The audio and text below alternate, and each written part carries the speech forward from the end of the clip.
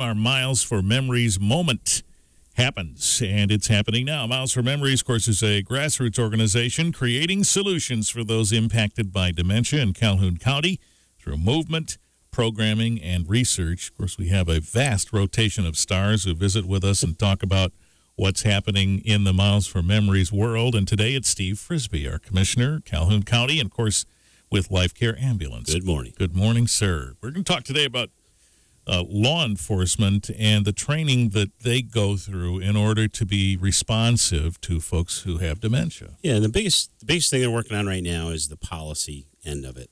And when you run an organization, you put little pieces in every policy, and you figure out that maybe you really need a policy on its own. And that's kind of the conclusion we've come to, that there were policies. They weren't well known because there were bits and pieces in every policy.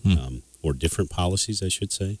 And now they're bringing that all together and trying to create a policy where they deal with people with dementia.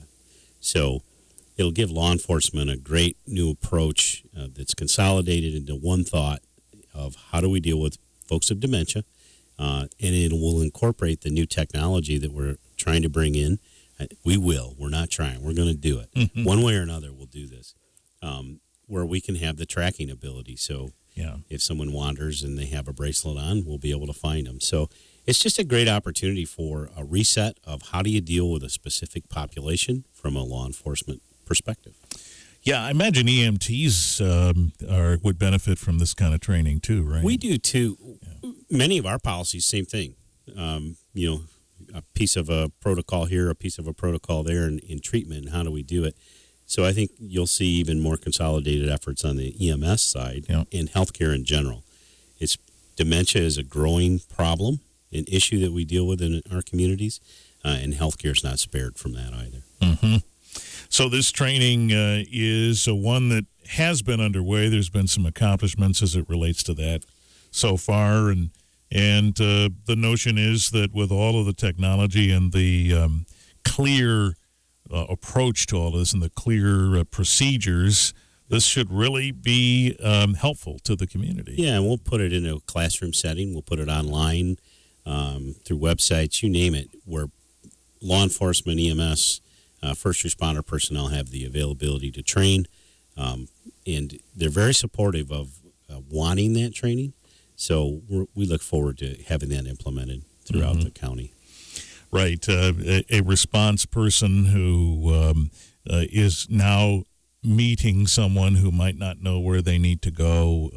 Right. This is there needs to be some clear procedure about how to handle instead that. of it's not really a law enforcement issue at that point. It's really a public safety of the person that's involved and getting them home where they belong. So law enforcement doesn't want to take somebody to a jail. They don't want to take somebody to a hospital. They want somebody who wants to go home, go home. Yeah. So, and that's the perfect case. So it's just a different approach for law enforcement, and one that they're embracing. So we're excited by it. All right, and there is additional training available for the professional caregiver as well. It's offered through KCC. Right, and matter of fact, I just heard some about that this morning of respite care through Marion Birch, so that they're gearing up to start providing that. And there's respite care that's available Monday through Friday and in the adult daycare section at Marion E. Birch, so out attached to the medical care facility. Right. Great facility. There's about 45 to 50 people there now, and they have capacity up to 65. So if you need a spot to put someone with dementia or early stages of Alzheimer's, anything like that, where it would be good for them, and the socialization for that victim or the person with those problems is great as well. So keeping them active, keeping them involved, and Marion Birch is a great place to do that. All right, if it seems like Miles for Memories is busy, it's because they are, and you can find out more about that and stay in touch with those developments. Just type Miles for Memories at the top of the Facebook page where the search box is located, and you'll get more information there. Or you can call 979-1412, 979-1412. Research update coming April 19th. That'll be 6 p.m. at the Cool Family Center. And, of course, the Community Stroll celebration set for September 16th. That'll be at 10 a.m. in downtown Battle Creek. Thank you, Steve. Thanks for having us. Steve Frisbee this week with our Miles for Memories moment on 95.3 WBCK.